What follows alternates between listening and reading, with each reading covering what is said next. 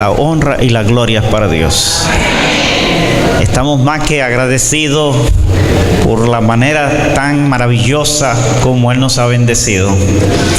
Y realmente me remonto 18 años atrás. Y allá en aquella casa de los hermanos Rivera, ellos acomodaron su segundo piso de su casa y pusieron sillas para que nosotros comenzáramos ahí las reuniones, porque ellos tenían el deseo en el corazón de poder predicar el evangelio a la iglesia de Yurica, a la ciudad de Yurica. Había otra iglesia, pero ellos decían, si en cada ciudad se levantara un faro, Cristo vendría más pronto. Así que el objetivo era que mientras había una por allá, podríamos tener una para este lado, y así de esa manera alumbrar a toda la ciudad. Y damos gracias a Dios porque la hermana se inspiró en eso. Ella dijo que en cada ciudad debía levantarse en distintos barrios un faro de luz. Y entonces de ahí surge el nombre de la iglesia, Faro de Luz. Y nuestra hermana Nidia descansa, pero yo reconozco en esta gran mujer una mujer dedicada para Dios. Y realmente es una obra maravillosa, y espero que ese día glorioso, cuando Cristo venga, nosotros nos podamos volver a ver otra vez. Sigamos permaneciendo en la fe hasta que Cristo venga. Bien, mi querido, hay mucho que yo pudiera hablar sobre la historia de la iglesia, pero ya han hecho bastante mención de cómo nos destacamos, pero debo destacar la labor de nuestra hermana Juanita. Cuando ella pasó aquí, se sintió como que wow, a mí sí, a usted, esa hermana dedicada, completamente dedicada para Dios.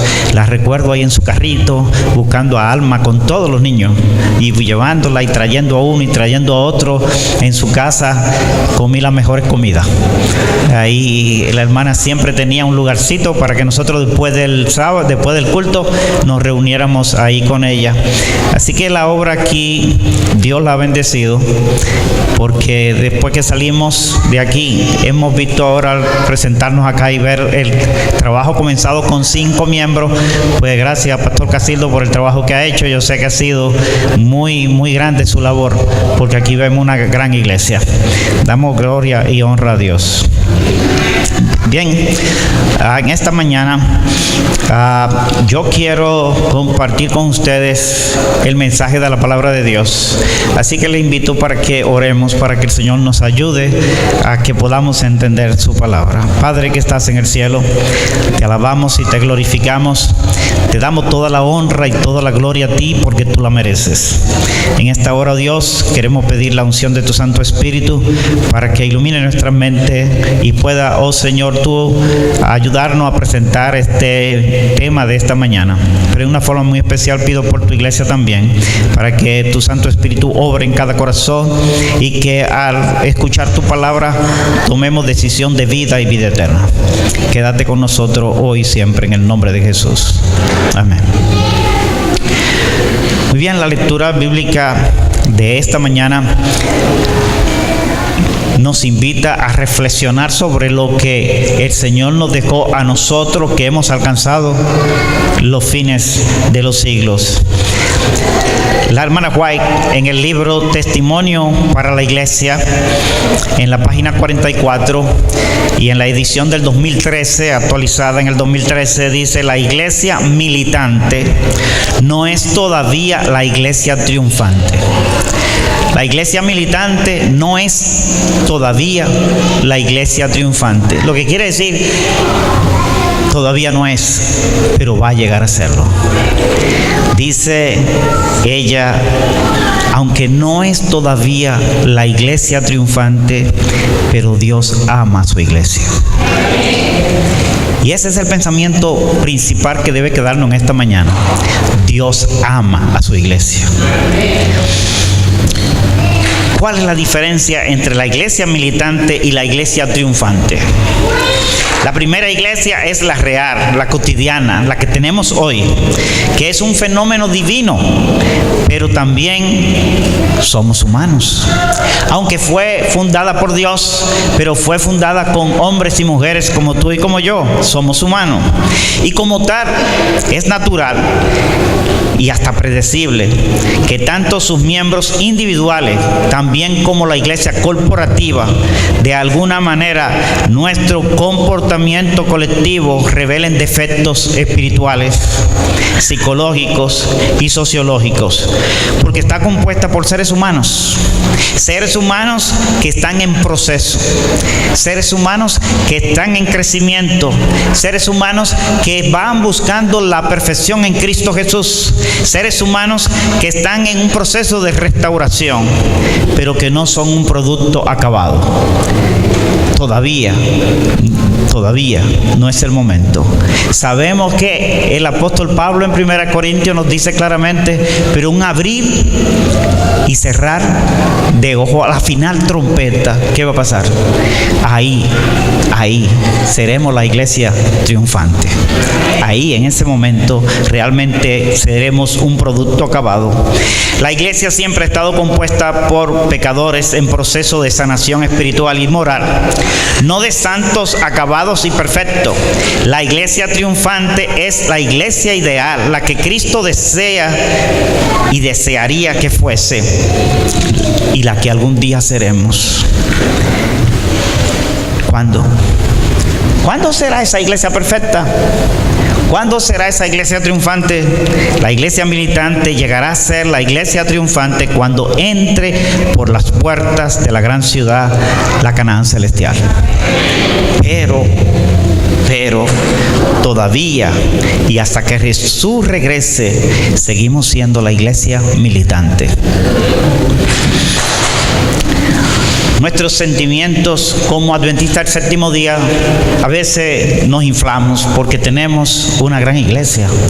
Y no solamente tenemos una gran iglesia por el hecho de ser grande en número, sino porque tiene una gran verdad y porque tiene un gran mensaje que dar al mundo. Y es así que nosotros nos sentimos orgullosos de este mensaje que nosotros tenemos. Es importante ser parte de la iglesia y de esta iglesia verdadera y militar en ella.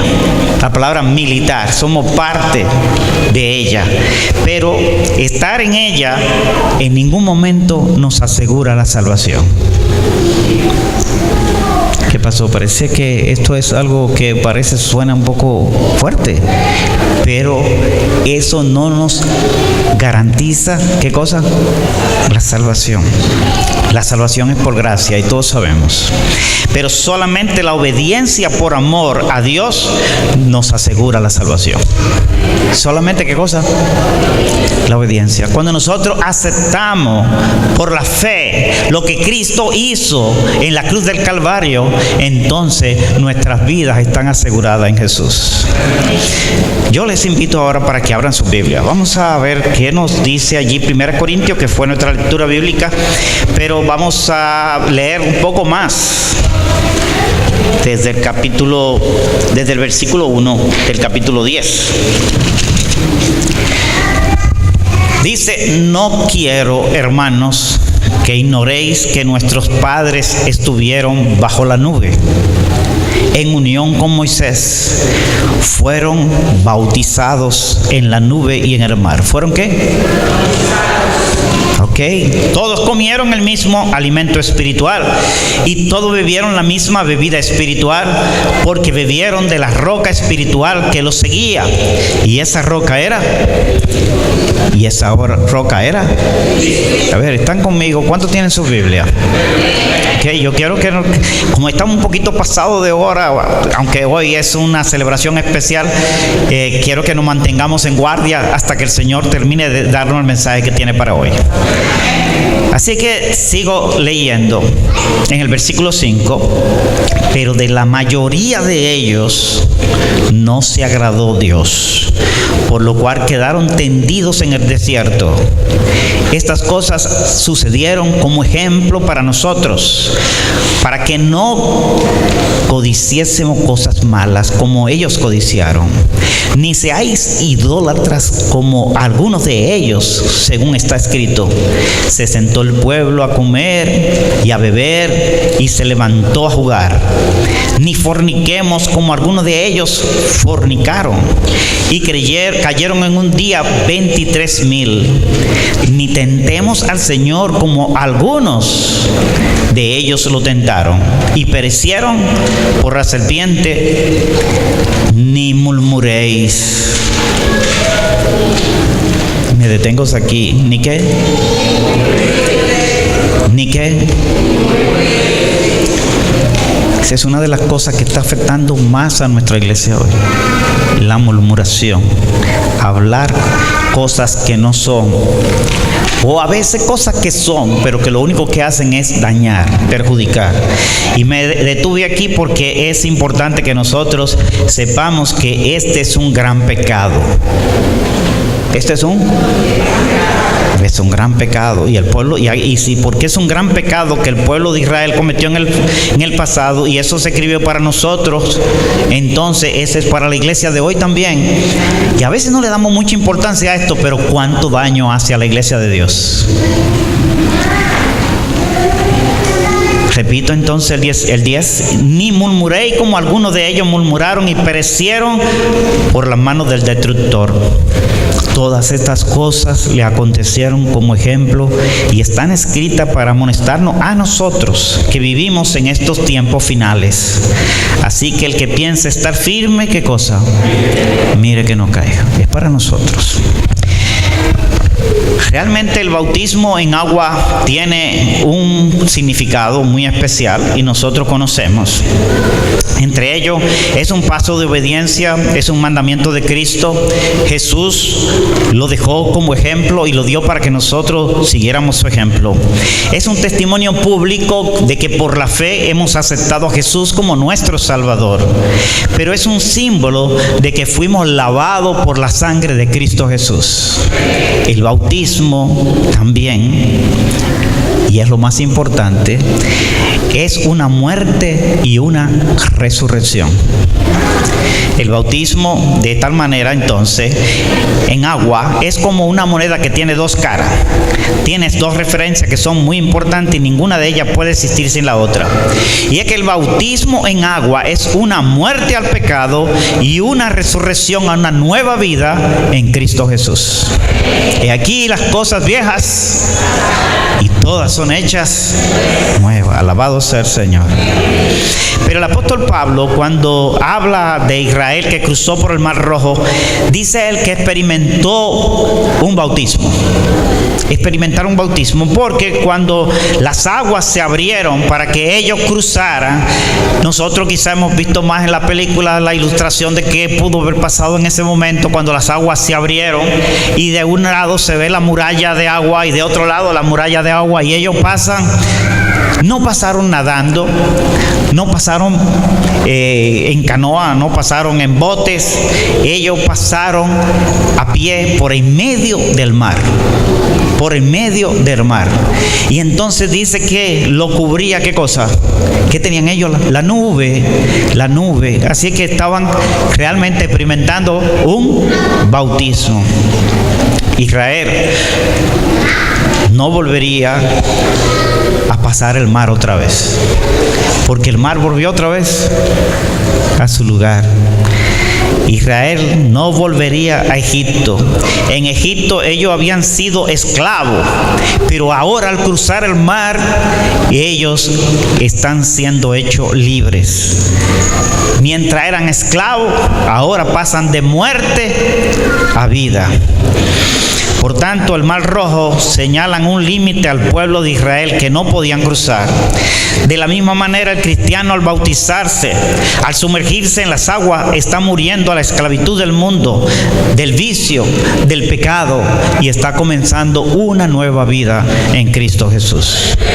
Del bautismo para allá está el pecado, el vicio, el mundo, pero del bautismo para allá solo está la salvación en Cristo Jesús. Del bautismo para acá, la nueva vida en Cristo Jesús. El pueblo de Israel no podía regresar al lugar de donde Dios los había sacado. Y eso es para nosotros muy importante. Tenemos que permanecer hasta el día glorioso cuando Jesús vuelva. Mis queridos, cuando el pueblo de Dios fue sacado de Egipto, también salieron con ellos los que no eran de Israel. También salió un grupo que no era de los elegidos de Dios. En el libro de Éxodo, capítulo 12, verso 38. Voy a leerlo por la falta de tiempo. Dice en el versículo 38, también subieron con ellos grande multitud de toda clase de gente. ¿De qué cosa? También, o sea que aparte de ellos, también se le unieron a ellos una gran multitud de toda clase de gente y oveja y muchísimo ganado. En Patriarcas y Profetas, en la página 286, leo esta cita. Dice, esta multitud se componía no solo de los que obraron movidos por la fe en el Dios de Israel. Sabemos que mucha gente se movió al ver lo que Dios había hecho con su pueblo, de la manera maravillosa como Dios había actuado con su pueblo, y decidieron unirse al pueblo de Dios. Pero no todos fueron movidos por esa misma fe. Muchos fueron movidos por otros motivos. Y dice la sierva, sino también de un número mayor de individuos que trataban únicamente de escapar de las plagas, o que se unieron a la columna en marcha por pura excitación y curiosidad. Esta clase de personas fue siempre un obstáculo y un lazo para Israel. Gente que se unieron, pero que no se unieron por el llamado por fe, no se unieron movidos por la fe, sino que se movieron por algún motivo egoísta. Querían salir de allí por las plagas que cayeron en Egipto, querían salir de allí porque tenían un propósito, y yo diría, de alguna manera Satanás lo metió allí porque quería filtrarlo dentro del pueblo de Israel para ser un obstáculo para él. Lamentablemente, hoy día también tenemos esa clase de personas en medio nuestro. Definitivamente la iglesia, es triste decirlo, pero también hay de esa multitud que vino movido por un experimento de emoción, vinieron emocionados y todo eso, pero no son realmente movidos por la fe en Dios y el Dios de Israel. La historia está allí registrada y ustedes la conocen. La conocemos como la parábola del trigo y la cizaña, y la conocemos muy bien. La Biblia describe como cizaña a esa hierba, dice que es muy parecida al trigo, solo cuando madura y sus granos de color oscuro pueden distinguirse fácilmente entre lo que es el trigo, el cereal, y lo que es la maleza o la semilla venenosa. Dice esto del Comentario Bíblico Adventista, página 396. Vamos al libro de Mateo. Ahora sí yo quiero que lean conmigo. Es verdad que estamos un poquito pasados del tiempo, pero vamos a aprovechar unos minutos más. San Mateo capítulo 13. Es bien conocida la parábola, pero tenemos que hablar de ella. Dice el capítulo 13, versículo 24 hasta el 30. Les refirió otra parábola diciendo: el reino de los cielos es semejante a un hombre que sembró buena semilla en su campo. Pero mientras dormían los hombres, vino su enemigo y sembró cizaña entre el trigo y se fue. Cuando brotó la hierba y dio fruto, entonces apareció también la cizaña. Fueron entonces los siervos del padre de familia y le dijeron: Señor, ¿no sembraste buena semilla en tu campo? ¿Cómo pues tienes cizaña? Él le dijo: un enemigo ha hecho esto. ¿Quién lo hizo? Un enemigo. Y los siervos le dijeron: ¿quiere pues que vayamos y la arranquemos? Él les dijo: no sea que al arrancar las cizañas arranquen también con ella el trigo. Dejad crecer juntamente lo uno y lo otro hasta la siega.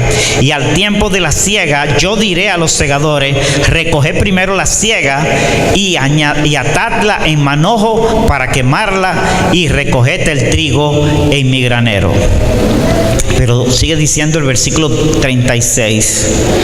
Verso 36, sigan conmigo. Entonces, después de despedir a la gente, entró Jesús en la casa. Se le acercaron sus discípulos y le dijeron: explícanos la parábola de la cizaña y del campo. Aquí noto algo bien interesante. Dice que después de haber salido, después de despedir a la gente, después de estar ¿dónde? En casa, ellos vinieron y le preguntaron: ahora sí, explícanos a nosotros, ¿qué quiere decir esta parábola? ¿Por qué ellos no hicieron esa pregunta en la iglesia?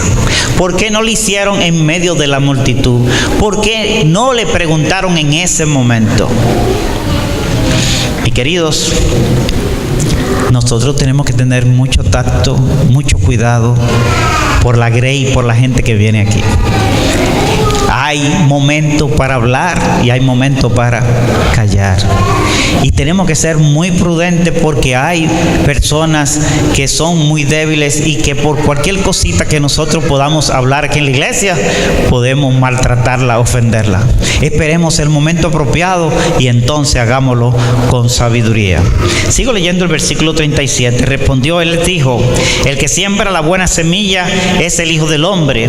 El campo es el mundo. La buena semilla son los hijos del reino y las cizañas son los hijos de lo malo. Y el enemigo que la sembró es el diablo.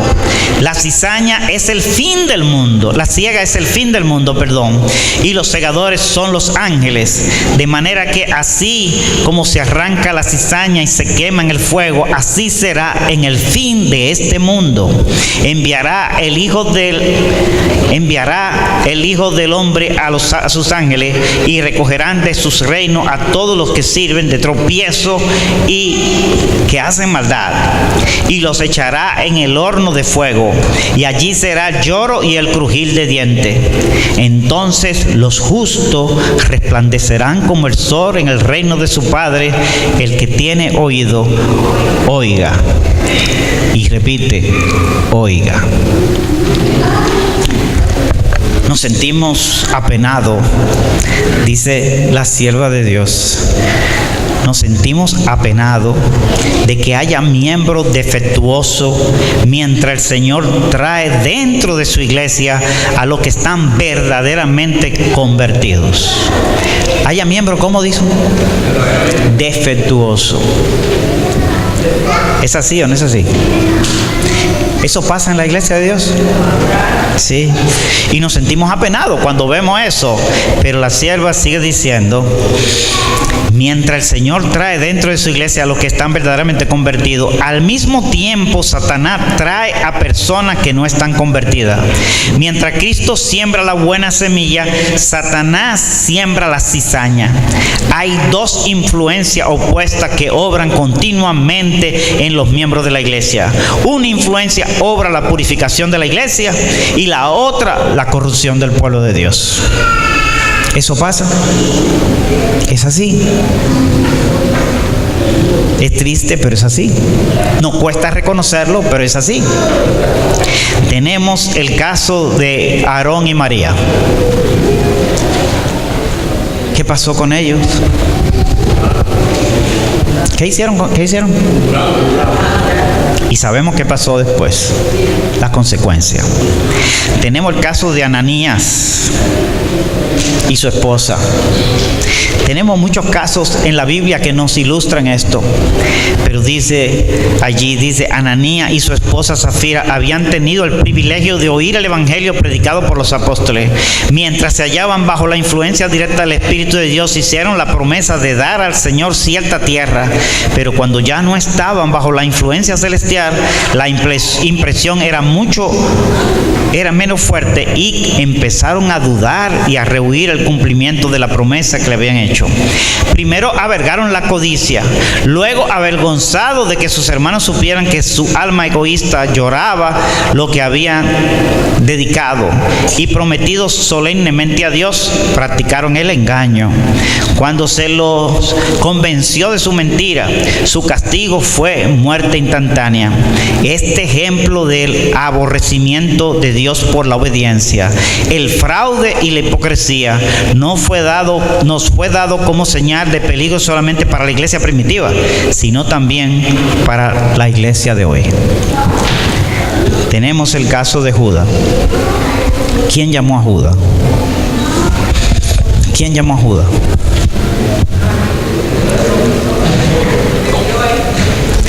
Esta cita dice así, para que saquemos una conclusión. Mientras Jesús estaba preparando a los discípulos para su ordenación, un hombre que no había sido llamado se presentó con insistencia ante ellos. Un hombre que no, ¿qué?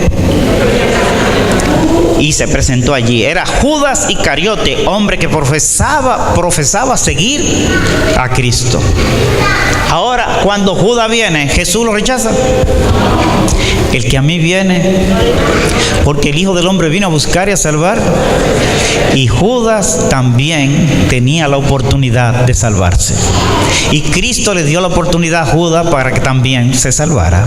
Y Cristo le dio y albergó a Judas allí y estuvo con él y luchó con él y trató y se presentó ante Judas como se presentó a los demás discípulos, con el propósito de que Judas dejara atrás su propósito egoísta con el que había venido, dejara atrás sus maquinaciones. Dios quería salvar a Judas. Cristo quería que Judas también llegara a ser uno de sus discípulos, pero lamentablemente y tristemente así pasó con Judas, se perdió. También personas que son llamadas por Dios, que son aceptadas por Dios en su iglesia, están obrando como cizaña. Y a veces es triste. ¿Cómo llegó Pedro? ¿Cómo llegó Pedro a la iglesia? ¿Cuál era su condición? ¿Cuál era su carácter? ¿Cómo estaba este hombre realmente? Tenemos el caso de Juan. ¿Cómo llegó Juan? Con un carácter impulsivo, un carácter dispuesto hasta matar en el nombre de Jesús. Sin embargo, Juan llegó a ser el discípulo del amor. San Juan capítulo 36, verso 37 al final dice: al que a mí viene, yo no le echo fuera. Después de ser liberado milagrosamente de la esclavitud de Egipto, el pueblo de Israel tuvo sus altas y tuvo su baja. Desánimo. Durante su peregrinaje por el desierto siempre hubo desánimo. Ellos vieron cómo las plagas caían sobre los egipcios y sin embargo a ellos no les tocaba. Ellos vieron a todos los primogénitos de Egipto morir y los de ellos no murieron. Ellos vieron la nube que protegía en el día y la nube de fuego que les protegía en la noche. Ellos vieron el mar rojo cómo se abrió ante sus ojos y ellos pudieron cruzar el mar rojo, y también vieron cómo los egipcios quedaron en el mar rojo. Ellos vieron cómo Dios le proveía agua y alimento. Agua de donde era imposible que saliera agua. ¿De dónde? De una roca. ¿Y alimento de dónde? ¿De dónde venía? ¿Han visto ustedes otra vez caer alimento del cielo, literalmente? literalmente hablando, porque espiritualmente sabemos que hemos visto más de un milagro en ese sentido, pero literalmente dice que caía su alimento del cielo, Dios se lo enviaba, y ellos vieron eso, vieron cómo Dios protegía de sus enemigos, vieron cómo realmente, a pesar de pasar el tiempo que pasaron en el desierto, sus sandalias, su ropa con la que salieron, ¿qué pasó con esa sandalia al final? ¿Cómo estaban? Dañadas, listas, malogradas. Dice que no, se dañaban. Qué Dios más maravilloso, ¿verdad? Dios estaba con ellos y ellos vieron la mano de Dios en cada cosa de su vida. El pueblo de Dios no pudo entrar a la tierra prometida por su incredulidad. El pueblo de Dios, ese pueblo que salió, ese pueblo que vio todo eso que yo acabo de mencionar, dice que no entró en la tierra prometida por su incredulidad. Parece mentira, ¿no? Como después de haber visto tantos milagros, después de haber visto la obra de Dios en su vida de una manera tan especial, estos hombres dicen que no pudieron entrar por su incredulidad. Pero ¿fue Dios quien falló? ¿Fue Dios quien falló en su propósito? No. Dios siempre está dispuesto a cumplir su obra en nosotros. Es nosotros los que tenemos que tomar la decisión de seguir la dirección de Dios. La pregunta es, ¿estamos nosotros también fallando al Señor como lo hicieron el pueblo de Israel? ¿Realmente hay falta de incredulidad en nosotros como pueblo de Dios? ¿Estamos nosotros incurriendo en los mismos pecados que menciona 1 Corintios capítulo 10? Y todos los escuchamos, ¿verdad? Y yo no quiero mencionarlo, lo único que quizás escucharán la murmuración. Pero realmente esto es lo que está pasando con la iglesia de Dios hoy, es la misma cosa. ¿Entraremos a la Canaán celestial tal y como somos ahora, o tenemos que cambiar nuestras actitudes, nuestros pensamientos y nuestros deseos? Tenemos que cambiar nuestras costumbres, nuestros hábitos para poder entrar en el reino que Dios ha preparado para nosotros. ¿Es la iglesia una iglesia militante o una iglesia triunfante? ¿No tiene Dios una iglesia viva? En Dios nos cuida. La página 94, la sierva de Dios escribió: ¿no tiene Dios una iglesia viva? Tiene una iglesia, pero es la iglesia militante, no es la iglesia triunfante. La pregunta, tú que eres hoy militante de la iglesia, ¿quieres ser parte de la iglesia triunfante? Gloria a Dios. Nuestra iglesia es una iglesia militante, está llena de perfectos humanos, pero es la iglesia de Dios. Cada uno de nosotros estaremos trabajando con la ayuda y dirección del Espíritu Santo para poder pasar a la iglesia triunfante, que es cuando Cristo regrese. Como soldados de Cristo tenemos que estar alerta en todo momento para no ser sorprendidos por las artimañas del enemigo. El enemigo sembró la cizaña, ¿cuándo? Cuando los hombres, ¿qué? Cuando la iglesia dormía. Y el enemigo aprovecha la condición de la iglesia cuando está soñolienta. ¿Se imaginan un ejército con soldados soñolientos? ¿Qué pasaría? No podemos dormir. Tenemos que estar en guardia, de lo contrario seremos sorprendidos por el enemigo. No le demos esa oportunidad al enemigo, porque él la va a aprovechar bien. Quiero leer esta cita para terminar. La iglesia de Cristo puede ser adecuadamente comparada con un ejército. La vida de cada soldado es de esfuerzo, penalidades y peligros. Por doquiera hay enemigos vigilantes, dirigidos por el príncipe de los poderes de la tiniebla, que nunca duerme y nunca abandona su puesto. Siempre que un cristiano se descuida, este poderoso adversario ejecuta un súbito y violento ataque. Siempre que un cristiano ahí está el problema. Descuidar. descuidarnos en nuestra vida espiritual, en nuestra consagración personal cada día, buscando a Dios en oración, en el estudio de la palabra de Dios. Y más que todo, el peor descuido que tenemos como iglesia es de compartir el mensaje de salvación.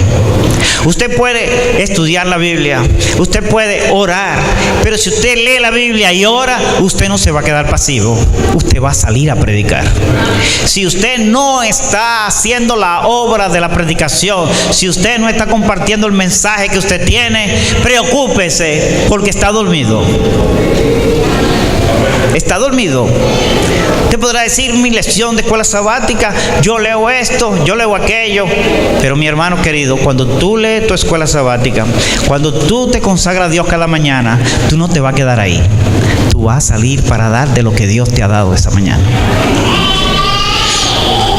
Hermanos, dice que estas cosas les acontecieron al pueblo de Israel y están escritas para amonestarnos a nosotros, los que hemos llegado al fin de los tiempos. Al bautizarnos hemos muerto al pecado y vivido para Cristo. Cristo nos sacó de la esclavitud del pecado. No debemos volver a la vida antigua. Dejemos todo aquello que nos enreda y nos aparta del Señor. El pueblo de Israel lamentablemente regresó a Egipto, no físicamente, pero sí espiritualmente. Su mente siempre permaneció cautiva en Egipto. Ahora la pregunta es: ¿dónde está tu mente? ¿En las cosas de Dios o en las cosas del mundo? Dice Ministerio de Curación, página 393. Hasta la consumación de los siglos habrá cizaña en el trigo. En su misericordia y longanimidad, Dios tiene paciencia con el impío y aún con el falso corazón. Entre los apóstoles escogidos por Cristo estaba Judas el traidor. ¿Deberá ser causa de sorpresa o de desaliento el que haya hoy hipócritas entre los obreros de Cristo? Si aquel que lee en los corazones pudo soportar a aquel que él sabía que había de entregarle, ¿con cuánta paciencia deberíamos nosotros también soportar a los que yerran? ¿Con cuánta paciencia? ¿Con cuánto amor? Si Cristo vino a enseñarnos y vino dando por ejemplo lo que debíamos hacer nosotros, y Él aceptó a Judas, Él tomó a Judas y trató de hacer de Judas realmente lo que Él quería, porque Él no quiere que nadie se pierda, sino que todos procedan al arrepentimiento. Y Él esperaba que Judas también pudiera hacerlo. Judas tuvo la oportunidad. Él la tuvo, porque Cristo se la dio como hoy nos la da a nosotros también. El mundo no tiene derecho a dudar de la verdad del cristianismo, porque en la iglesia hay miembros indignos. Ni deberían los cristianos descorazonarse a causa de los falsos hermanos. ¿Qué ocurrió en la iglesia primitiva? Ya lo vimos en Ananías y Zafira. Se unieron con los discípulos. Simón el mago fue bautizado. Judas Iscariote estaba dentro del grupo de los apóstoles. El Redentor no quiere perder un alma. Él quiere que todos procedan al arrepentimiento. Su trato con Judas fue registrado para mostrar su larga paciencia con la perversa naturaleza humana, y nos ordena que seamos indulgentes así como Él fue. ¿Qué pasaría si tuviéramos el mismo corazón de Cristo? ¿Qué pasaría si tratáramos a la gente así como Cristo lo trató? ¿Qué pasaría si nosotros fuéramos con aquellos que yerran, que se equivocan, aquellos que realmente no comparten con nosotros nuestra manera de pensar, y fuéramos realmente prudentes y fuéramos amorosos? Y así como con ese amor Cristo pudo transformar y cambiar el carácter de Pedro, de Juan y de todos aquellos que anduvieron con Él. Si tú caminas de la mano con Jesús, Él también puede transformar tu corazón. Y nosotros podemos estar seguros que no importa la circunstancia por la que pasemos, nosotros podemos estar seguros que aquel que prometió: yo estaré con ustedes todos los días hasta el fin del mundo, así estará. Hermanos queridos, perseveremos en la fe. Cristo viene pronto, y cuando eso suceda, seremos una iglesia triunfante. Y yo quiero que en ese momento de la iglesia triunfante tú seas parte de ese triunfo. Hermana Judith, 2004, te bautizaste y doy gloria a Dios porque te veo perseverando en la fe. A pesar de las luchas y de las dificultades, hermana Argentina, me da gozo verte ahí sentada. Yo recuerdo en aquella piscina cuando te bautizamos. Sigue adelante, persevera en la fe. Hermana Juanita, sigue adelante. El Señor viene pronto. Hermano Cardona, el Señor viene pronto. Yo espero que así como lo he encontrado hoy aquí nuevamente, podamos también encontrarnos en el reino de los cielos. Hermanos que se han unido a la iglesia, solamente hay una seguridad, y la seguridad está en permanecer en Cristo. Y permanecer en Cristo significa mantenernos unidos con Él a través de la oración, esa comunión personal con Él, a través del estudio de la Biblia, a través de la oración. Pero hermanos queridos, no olvidemos que esa obra es inconclusa si no vamos y llevamos el mensaje de salvación a otro. Quiere el Señor que esta mañana podamos salir de aquí con una seguridad, con la seguridad de que muy pronto seremos parte de la iglesia triunfante. Que Dios me lo bendiga.